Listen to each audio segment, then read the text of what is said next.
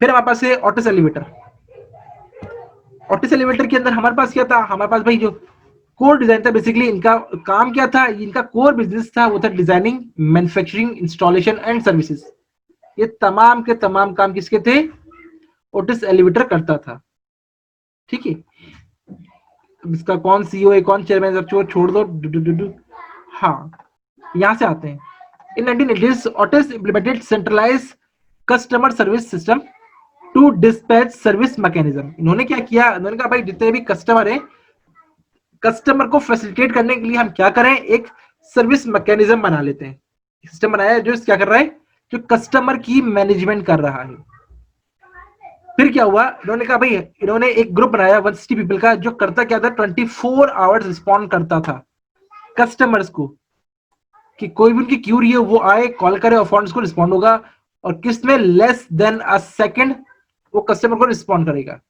मतलब आपने कॉल की, वो फोन फुल उठा लेगा, ऐसा नहीं है कि लाइन बिजी जा रही हो।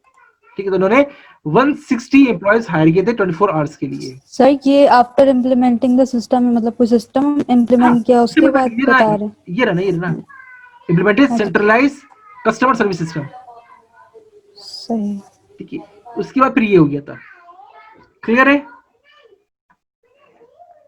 क्लियर है जी सर, क्लियर है सर। उसके बाद वो कह रहा है कि ऑटिस ये Otis line hardly 2% of the transaction, मतलब जो कॉल्स है, takes longer than 5 seconds response time. मतलब इनका रिस्पॉन्स टाइम कैसा था, लेस देन अ सेकंड था।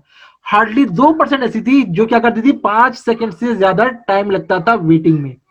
मतलब इन्होंने क्या किया था, कस्टमर फैसिलिटेशन, कस्टमर की क्यूरी को फर्स्ट प्रायोरिटी देना शुरू कर दी थी कि फौरन उसकी बात सुन ली जाए। ठीक है, it also improve the visibility of the elevator services business performance to the management. It enables it to the provide more effectively quality service to the customer. भाई कस्टमर को क्या प्रॉब्लम है, वो फौरन क्या करेगा, हमें फोन करके बताएगा, और जैसे ही बताएगा हम क्या करेंगे, हमें पता चलेगा भाई हमारे प्रॉब्लम कहां कहां आ रही है। तो इससे हुआ क्या, बिजनेस की परफॉर्मेंस बेहतर होनी शुरू हो गई। बिजनेस की परफॉर्मेंस बेहतर होनी शुरू हो गई। देखो, आपके पास क्यूरी आएगी तो आप रिजॉल्व करोगे ना। अगर आप कॉल करते हो और कोई कॉल ही नहीं उठा रहा, इसका मतलब क्या है, अब जो कस्टमर होगा वो अनसेटिस्फाइड है, और उसकी अनसेटिस्फेक्शन और बढ़ जाएगी जब कोई कॉल रिसीव नहीं करेगा। जब कॉल रिसीव हो रही है, फौरी रिसीव हो रही है, और उस पर एक्ट भी हो रहा है, तो कस्टमर सेटिस्फेक्शन बढ़नी शुरू हो गई। क्लियर है। अच्छा, उसके बाद उन्होंने क्या किया, हाँ, इन्होंने 3 पार्ट में ब्रेक किया। वो क्या था, एलिवेटर रिसीविंग 3 और more than calls in a month were reported to district manager, कि भाई 3 या 3 से ज्यादा आपके पास क्या आई है, कंप्लेंट्स आई, कॉल्स आई, मतलब कंप्लेंट्स हैं। तो 3 या 3 से ज्यादा अगर कंप्लेंट्स आ रही है तो डायरेक्टली फोन क्या हो रहेगा, डिस्ट्रिक्ट मैनेजर को इन्फॉर्म किया जाएगा कि भाई कुछ मसला चल रहा है। ठीक है, अगर क्या हो, हमारे पास 8 या 8 से ज्यादा कॉल्स अगर हमें आई हैं और 9 डेज से ज्यादा हो गया, उनको रिपोर्ट हुए और वो रिजॉल्व नहीं हुई, तो वाइस प्रेसिडेंट को रिपोर्ट किया जाएगा कि भाई ये रिजॉल्व अभी तक क्यों नहीं हुई।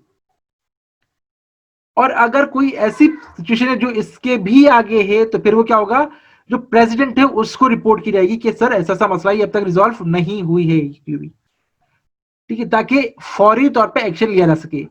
ये क्या है, ये लोअर मैनेजर है, ये क्या है, ये मिडिल मैनेजमेंट, और ये क्या है, टॉप मैनेजमेंट है, ताकि हर कोई इन्वॉल्व रहे, ताकि हर एक को पता रहे कि भाई हो क्या रहा है। ठीक है भाई, या तो कोई कंफ्यूजन है? No sir. ठीक है, तो अब नेक्स्ट क्या था हमारे पास, उनका Otis was working on reducing callbacks and improving product reliability to customer satisfaction. अब क्या कर रहे हैं, इन्होंने कहा भाई हमें इसको ज्यादा रिलायबल बनाना है। ठीक है, और हाँ, तो इन्होंने क्या काम किया, bye eliminating several layers of management. उन्होंने कहा यार हमें क्या करना है, हमें इस कम्युनिकेशन को और तेज करना है। तो इन्होंने स्टेप क्या लिया, इन्होंने बीच से कुछ लोगों को हटाना शुरू कर दिया कि भाई वो लोग बीच में नहीं आएंगे, ताकि क्या हो, हमारे पास ये ज्यादा फ्रीक्वेंटली काम हो। किसके दरमियान, मैकेनिक्स जो एक्चुअली एक टास्क परफॉर्म करेगा, कस्टमर जिसकी कंप्लेन है, और मैनेजमेंट, कंपनी मैनेजमेंट, मतलब जो बीच में इन्वॉल्व होगी। ठीक है, तो इन्होंने इस मैनेजमेंट वाले पार्ट को रिड्यूस कर दिया उनका, भाई ताकि जितना ज्यादा डायरेक्ट हो जाए उतना अच्छा है, मगर मैनेजमेंट को बीच में रहना तो पड़ेगा। ठीक है, ताकि कोई भी अप एंड डाउन होता है उसके लिए। तो इन्होंने इस हायरार्की को कट डाउन किया ताकि ये काम जल्द से जल्द हो। पहला काम क्या किया इन्होंने? पहला काम ये किया, इन्होंने एक ऑटोमेटेड सिस्टम लगाया जो कॉलिंग के रिलेटेड था। नेक्स्ट इन्होंने क्या किया, अपनी हायरार्की को शॉर्ट कर दिया ताकि काम जल्दी हो सके, आगे शिकायत जल्दी पहुंच सके। फिर उन्होंने जो मोस्ट इंपॉर्टेंट काम जो मेरे नजदीक है वो उन्होंने क्या किया, micro processor based elevator launch किए। अब ये माइक्रो प्रोसेसर बेस्ड क्या है, इसके अंदर उन्होंने क्या किया, इन्होंने चिप लगाई माइक्रो प्रोसेसर। वो करती क्या थी, वो खुद ब खुद तमाम के तमाम इसके इंडिकेटर्स को मॉनिटर करती रहती थी कि अगर कभी भी कोई, देखो कोई कस्टमर आपको कंप्लेन कब करेगा, जब वो प्रॉब्लम फेस करेगा। जब वो प्रॉब्लम फेस करेगा तो कंप्लेन करेगा। मगर अगर ऐसा हो कि उसको कॉल करने से पहले ही मुझे पता चले प्रॉब्लम क्या है, तो जो मॉनिटर लगाया हुआ था इन्होंने माइक्रो प्रोसेसर बेस्ड एलिवेटर के अंदर जो मॉनिटर लगा हुआ था, वो करता क्या था, वो उसके तमाम वेरिएबल्स को बता रहा होता था कि भाई कहाँ कहाँ कौन कौन सी प्रॉब्लम्स आ रही हैं।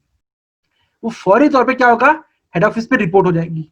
अब जैसे वो पता लगा भाई अच्छा इस एलिवेटर में ये प्रॉब्लम आ रही है, ऑल्दो अभी कस्टमर को पता नहीं चला है, ये प्रॉब्लम अभी इनिशिएट हुई, स्टार्ट हुई है, तो वो क्या कर देते, वो फौरन जाके उसको रिजॉल्व कर दिया करते थे इससे पहले कि कस्टमर कंप्लेन करे। तो अब कस्टमर को कंप्लेन करने की जरूरत ही नहीं पड़ रही थी, उससे पहले पहले ही उसकी कंप्लेन रिजॉल्व हो रही थी। जो प्रॉब्लम उसको पता भी नहीं है और सिस्टम में प्रॉब्लम मौजूद है, वो पहले ही रिजॉल्व हो रही थी, उसको पता नहीं चलता था। तो इससे क्या होगा, कस्टमर से रिलेशन अच्छे बनने शुरू हो गए। आप एक यूज कर रहे हो प्रोडक्ट, इसमें आपको कोई कंप्लेन ही नहीं आ रही, तो वो ज्यादा अच्छा है या नहीं है? कंफ्यूजन है कोई इसमें? सर ये अगर हम ये कहें कि ओटिस एलिवेटर का कॉम्पिटिटिव एडवांटेज का वो क्या था, तो हम ये लिख सकते हैं ना, बिल्कुल लिख सकते हैं माइक्रो प्रोसेसर पे, क्योंकि इन्होंने ये एक ऐसा था जो बाकी किसी के पास नहीं था, एज हासिल है इनको इस पे। क्लियर है? तो सर इन्होंने अपनी मतलब इंडस्ट्री भी पूरी चेंज कर ली थी कि मतलब ये प्रोडक्ट से बाद में अभी सर्विस की तरफ चेंज नहीं कर रहे, अभी फोकस। उसी इंडस्ट्री में है, आगे चेंज करेंगे, अभी वही है, उसी इंडस्ट्री में काम कर रहे हैं, एलिवेटर्स पे काम कर रहे हैं, उन्होंने माइक्रो प्रोसेसर बेस लगा दिया है। नहीं मतलब एलिवेटर्स में भी तो पहले मैन्युफैक्चरिंग भी करते थे और सेलिंग भी और ये सब इंस्टॉलेशन अभी कुछ कर तो। रहे हैं, आगे जाके ये अपने इंडस्ट्री चेंज करेंगे, अभी ये सब कर रहे हैं। अच्छा ठीक है, हाँ भाई। तो होता क्या था, एप्लीकेशन लेयर इसमें क्या करती थी, फौरन कोई भी प्रॉब्लम होती है उसको एनालाइज करती थी और फौरी तौर पे रिपोर्ट कर दिया करती थी। जैसी रिपोर्ट रिसीव होगी तो फौरन जाके वो उसको कंप्लेन को रिजॉल्व कर देंगे, इससे पहले कि उनको पता चले कस्टमर को। ठीक है, आगे बढ़ते हैं। This application fundamentally change the expectation of the customers. Expectation बिल्कुल ही कस्टमर्स की चेंज हो गई है। ठीक है, एक्सपेक्टेशन चेंज हो गई तो क्या हो गया, जो कैंसिलाइजेशन रेट था वो भी बहुत रिड्यूस हो गया। मतलब जो आपके इनके जो ऑर्डर कैंसिल हो रहा था वो भी कैंसिल होने बहुत ही कम हो गए, क्योंकि अब इश्यू ही नहीं आ रहा।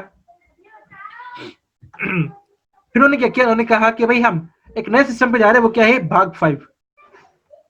ठीक है, भाग 5 क्या है हमारे पास, बिग हैरी ऑडिक्यूस गोल। ठीक है, तो उन्होंने एक नाम दिया था, उन्होंने कहा भाई ये हमारे पास क्या है, ये सिस्टम हम लॉन्च करने जा रहे हैं। The goal was to reduce the cycle time. क्या रिड्यूस करना है, साइकिल टाइम रिड्यूस करना है, and ensure consistency delivery of the quality product. ठीक है, ये भाई अगर कोई भी है कस्टमर, वो हमें ऑर्डर देता है तो उस ऑर्डर को कंप्लीट होने में हमें टाइम लगता है। वो किसी भी टाइप का ऑर्डर हो, चाहे वो एलिवेटर लगवाने का हो, रिपेयर एंड मेंटेनेंस का हो, या किसी भी तरह का ऑर्डर हो, हमें क्या करना है, हमें उसका साइकिल टाइम रिड्यूस करना है। पहले इन्होंने क्या काम किया, इन्होंने अपने टेलीकम्युनिकेशन में काम किया। नेक्स्ट इन्होंने क्या काम किया, मैनेजमेंट का जो हायरार्की लेवल था वो रिड्यूस किया। फिर उन्होंने क्या काम किया, फिर उन्होंने माइक्रो प्रोसेसर बेस उसमें चिप्स लगाने शुरू कर दी, और अब क्या काम कर रहे हैं, ये साइकिल टाइम को रिड्यूस कर रहे हैं। क्लियर है? क्लियर है? सर मतलब ये जो टू रिड्यूस साइकिल टाइम का मतलब ये कि वो अपना प्रोडक्ट कितनी जल्दी कस्टमर तक पहुंचा रहे हैं और कितनी जल्दी उसको पूरा मैनेज कर रहे हैं। हाँ, कस्टमर तक पहुंचाना। देखो, चाहे कस्टमर को नया लगवाना हो, चाहे रिपेयर करवाना हो, या कोई भी काम हो, तो वो जो टाइम लगता था वो टाइम रिड्यूस करवा रहे हैं।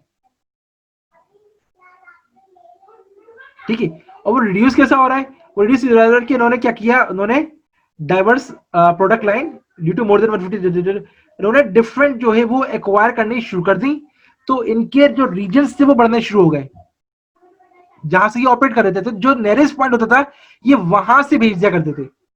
देखो लेट सपोज अगर आपको क्या कहे कि बहरिया जाना है और बहरिया का पॉइंट आता है, ठीक है, अब बहरिया का पॉइंट तो दूर दूर से भी आएगा, तो आपके लिए कौन सा बेहतर रहेगा, जो नियरेस्ट आपके पॉइंट से आपके करीब घर से गुजर रहा है, नियरेस्ट रहेगा ना। इसी तरह से उन्होंने क्या किया था, उन्होंने डिफरेंट पॉइंट बना लिए थे, जो नियरेस्ट पड़ेगा कस्टमर तक वहां से भेज देंगे। क्लियर है? क्लियर है? Yes sir. They decide to deliver the range of the global components. हाँ, अब उन्होंने क्या किया कि ये आहिस्ता आहिस्ता बढ़ता जा रहा है, क्या हो रहा है, आहिस्ता आहिस्ता बढ़ता जा रहा है। और ये क्या किया उन्होंने कहा हम ग्लोबल ही काम करेंगे, ग्लोबली। देखो तमाम से भी काम नहीं हो सका, उन्होंने कहा ठीक है हम क्या करेंगे, कंपोनेंट्स पे काम करेंगे। ग्लोबली काम कर रहे हैं और किस पे काम कर रहे हैं, कंपोनेंट्स पे। All engineering centre were recognized to report centrally, एक सेंटर बनाया, तमाम के तमाम कहां रिपोर्ट करेंगे, उस सेंटर में रिपोर्ट करेंगे। और ये किस पे काम कर रहे हैं, ये ग्लोबली काम कर रहे हैं, ठीक है। नेक्स्ट उन्होंने क्या किया, काम किया, उन्होंने कहा भाई सिम्बा, सिम्बा क्या था हमारे पास, standard interface modular base architecture, ठीक है। तो इन्होंने क्या किया, एक नए आर्किटेक्चर को इंट्रोड्यूस कराया। इसका मकसद क्या था, it reduce the number of modules in the use and lower the project cost, ठीक है। इसका मकसद ये था कि भाई जो नया सिस्टम होगा वो क्या करेगा, वो काम ये कर रहा होगा कि चीजों को रिड्यूस कर देगा। उन्होंने 72 types of different motors in their inventory, but due to sir एक मिनट रिपीट करिएगा, सिम्बा का क्या बताया आपने? वही बता रहा हूँ, they had 72 types of different motors in their inventory, but due to Simba they had been reduced to only 10 motors needed to future design. इन्होंने क्या किया, जो सिम्बा था बेसिकली वो कर क्या रहा था, वो कर ये रहा था कि डिजाइनिंग के पर्सपेक्टिव से, कि वो करता ये था कि एक क्या कहना चाहिए, एक सॉफ्टवेयर था आर्किटेक्चर का, जो हम बना रहे थे, डिफरेंट डिजाइन बना रहे होते थे, उनको ये मॉडिफाई करता था और कहता भाई इसको सिंप्लीफाई कैसे किया जा सके। और उससे जो डिफरेंट के मॉड्यूल्स बने हुए थे, उन्होंने डिफरेंट मॉड्यूल्स के बजाय उन्होंने रिड्यूस करते करते 10 मॉड्यूल पे आ गए, 10 तरह की मोटर्स के डिजाइन पे आ गए। किसके जरिए, इसके जरिए। तो बेसिकली कर क्या रहा था, ये जो सिस्टम था ये करता कि आर्किटेक्चर से रिलेटेड था। ये करेगा क्या, ये उन्हीं की जो आपका सिमुलेशन होती है, जो चीजें बनी होती हैं आपकी स्क्रीन में नजर आ रही होती हैं, तो उनकी मॉडलिंग से रिलेटेड था। तो करता क्या था, वो आर्किटेक्चर बना के वो सिंप्लीफाइड कर रहा था। तो सिंप्लीफाई करते करते इनके जो इतने सारे इनको अलग अलग डिजाइन्स को जो इनको मेंटेन करना पड़ रहा था, वो रिड्यूस होते होते कहाँ पे आ गए, 10 मोटर्स पे आ गए थे। तो इससे आसानी क्या हो गई कि इनको कम इन्वेंट्री होल्ड करनी पड़ रही है, कम चीजों पे आपके काम करना पड़ रहा है। तो जो एक्सपेंडेड था ना वो रिड्यूस होके कम पे आ गया। क्लियर है सिम्बा? सर यानी कि ये लोग 72 मोटर्स की डिजाइन पहले बनाते थे, लेकिन बिफोर आफ्टर सिम्बा इनके जो ये डिजाइन है वो 10 मोटर्स पे आ गए। हाँ, रिड्यूस कर दिया इसने। सही, ठीक है। तो सर वो तो प्रोसेस और मतलब डिजाइनिंग प्रोसेस में चेंज लाए ना। हाँ देखो इसी से तो चेंज हो रहा है, सही सर। ठीक है। जी बेसिकली सर। था ये इसी के लिए था, जो आर्किटेक्चर डिजाइनिंग था, प्रोसेस चेंज था, ये वही है सिम्बा। क्लियर है? क्लियर है? जब कोई यस सर। रिपीट करेगा अब तक ये क्या क्या चेंज लेके आए अपने बिजनेस के अंदर। Yes sir. Repeat सर करें। पहले इन्होंने ऑटोमेटेड सिस्टम लगाया था फॉर कॉल रिसीविंग, जैसे सही कॉल है। बहुत जल्दी जल्दी ये ना रिस्पॉन्ड करते थे। सेकंड इन्होंने अपनी हायरार्की लेवल भी रिड्यूस किया था ताकि डिसीजन मेकिंग ना बहुत आराम से हो जाए। थर्ड इन्होंने माइक्रो प्रोसेसर बेस्ड चिप लगाई थी, जिससे उनको कस्टमर को पता करने चलने से पहले ही इनको प्रॉब्लम पता चल जाती थी। फोर्थ इन्होंने साइकिल टाइम रिड्यूस कर दिया था, इन्होंने न्यू सिस्टम लगाया था भाग 5 के नाम से, जो कि रिपेयर टाइम और इस सब को रिड्यूस कर देता था। और फिफ्थ इन्होंने सिम्बा लगाया था, जो कि इनकी जो आर्किटेक्चर सॉफ्टवेयर था, जिससे डिज़ाइन सिंप्लीफाइड हो जाती थी। पहले 72 मोटर्स ये लोग डिज़ाइन करते थे, इस सिम्बा के बाद ये लोग 10 डिज़ाइन करने स्टार्ट हो गए थे। ठीक है, कोई कंफ्यूजन है किसी को? No sir. आगे बढ़े। अच्छा, अब उन्होंने कहा कि यार देखो बिजनेस हमारा क्या हो गया है, बहुत ज्यादा एक्सपेंड हो गया है, बहुत ज्यादा फैल गया, पूरी दुनिया में फैल गया है। अब उसको मैनेज करना, हैंडल करना इतना आसान नहीं है। तो उन्होंने क्या किया, उनका new single supply chain and logistic management function. उन्होंने कहा यार अब हम एक काम करते हैं, हम इसको थोड़ा सा मॉडिफाई करते हैं। क्या करते हैं, और हम किस पर आ जाते हैं, हम आ जाते हैं नए सिस्टम के ऊपर, और हम क्या जो क्या किससे रिलेटेड होगा, वो लॉजिस्टिक मैनेजमेंट से रिलेटेड होगा। ठीक है, सप्लाई चेन में इन्होंने चेंजेस लेके आ रहे हैं और अपने लॉजिस्टिक मैनेजमेंट में चेंजेस लेके आ रहे हैं। चेंजेस किस तरह से लेके आ रहे हैं, चेंजेस ये कह रहे हैं कि people and employees of the Otis still thought that the Otis is manufacturing company. अभी किस में आ गए हैं बेसिकली, अब ये सर्विस में आ गए हैं, अब ये सर्विस में आ गए, मैन्युफैक्चरिंग में नहीं है। क्योंकि इसके बाद से उन्होंने कहा था इतना एक्सपेंड हो गया है, तो बेहतर क्या है, बेहतर ये है कि हम इसको थोड़ा सा एक ऐसी फील्ड में चले जाएं जहां पे क्या हो, हम इसको ज्यादा बेहतर तौर पे रेगुलेट कर सकें।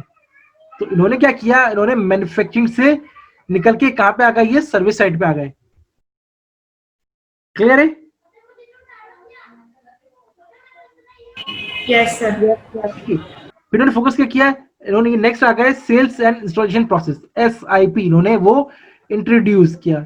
इसका मकसद क्या था, सेल्स एंड इंस्टॉलेशन प्रोसेस का, इसका मकसद ये था कि कनेक्टिंग सेल्स, फैक्ट्री, फील्ड और सबको आपस में कनेक्ट कर दे, किसके जरिए, थ्रू द वेब, इंटरनेट के जरिए सब आपस में क्या हो जाए, कनेक्ट हो जाए। तो देखो अगर हम उस जमाने की बात करें तो उस वक्त की बहुत बड़ी अचीवमेंट थी कि ऑनलाइन वेब के जरिए तमाम चीजें कंट्रोल हो रही हैं। ठीक है, तो हमने क्या किया, हमने कहा भाई ठीक है, अब हम किस पे आ गए, हमने अपना फोकस थोड़ा सा चेंज किया, मैन्युफैक्चरिंग से आगे निकल गए, और हमने क्या किया, हमने SIP लॉन्च किया, और इसको किस तरह लॉन्च किया, हमने वेब के थ्रू इसको कंट्रोल करना शुरू कर दिया। क्लियर है? Sir Yes, SIP sir. का क्या है, फुल फॉर्म बताइएगा। Sales and installation process.